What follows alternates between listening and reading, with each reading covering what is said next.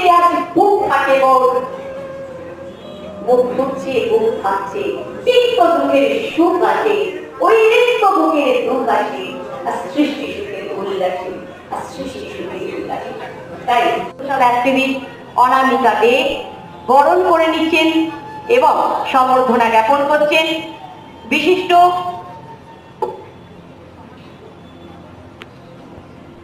যন্ত্র সঙ্গীত শিল্পী, স্বনামধন্য যন্ত্র সঙ্গীত শিল্পী শ্রী টোটন মৈত্র মহাশয়কে।